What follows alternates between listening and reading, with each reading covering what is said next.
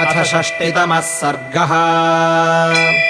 ततः कृतोदकम् स्नातम् तम् गृध्रम् हरियूथपाः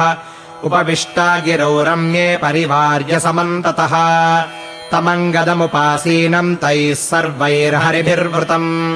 जनितप्रत्ययो हर्षात् सम्पातिः पुनरब्रवीत् कृत्वा निःशब्दमेकाग्राः शृण्वन्तु हरयो मम तथ्यम् सङ्कीर्तयिष्यामि यथा जानामि मैथिलीम् अस्य विन्ध्यस्य शिखरे पतितोऽस्मि पुरा नघा सूर्यतापपरीताङ्गो निर्दग्धः सूर्यरश्मिभिः लब्धसंज्ञस्तु षड्रात्राद्विवशो विह्वलन्निव वीक्षमाणो दिशः सर्वानाभिजानामि किञ्चन ततस्तु सागराञ्छैलान् नदीः सर्वाः सरांसि च वनानि च प्रदेशांश्च निरीक्ष्य मतिरागता हृष्टपक्षिगणाकीर्णः कन्दरोदरकूटवान् दक्षिणस्योदधेस्तीरे विन्ध्योऽयमिति निश्चितः आसीच्चात्राश्रमम् पुण्यम् सुरैरपि सुपूजितम् ऋषिर्निशाकरो नाम यस्मिन्नुग्रतपाभवत् 8 वर्षसहस्राणि तेनास्मिन् ऋषिणा गिरौ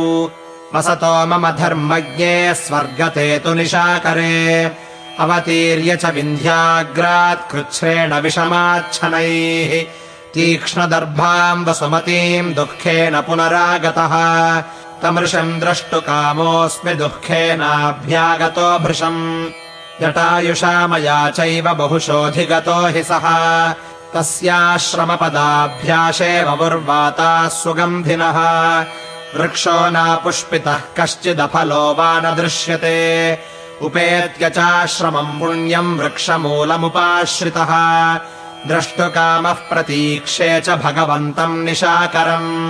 अथ पश्यामि दूरस्थमृषिम् ज्वलिततेजसम् कृताभिषेकम् दुर्धर्षमुपावृत्तमुदङ्मुखम् तमृक्षाश्रमराव्याघ्राः सिंहानानासरीसृपाः परिवार्योपगच्छन्ति दातारम् प्राणिनो यथा ततः प्राप्तमृषिम् ज्ञात्वा तानि सत्त्वानि वै ययुः प्रविष्टे राजन यथा सर्वम् सामात्यकम् बलम् ऋषिस्तु दृष्ट्वा माम् तुष्टः प्रविष्टश्चाश्रमम् पुनः मुहूर्तमात्रान्निर्गम्य ततः कार्यमपृच्छत सौम्यवैकल्यताम् दृष्ट्वा रोम्णाम् तेनावगम्यते अग्निदग्धाविमौ पक्षौ प्राणाश्चापि शरीरके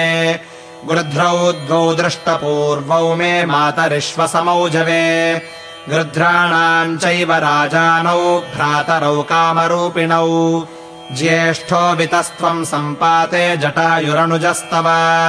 मानुषम् रूपमास्थाय गृह्णीताम् चरणौ मम किम् ते व्याधिसमुत्थानम् पक्षयोः पतनम् कथम्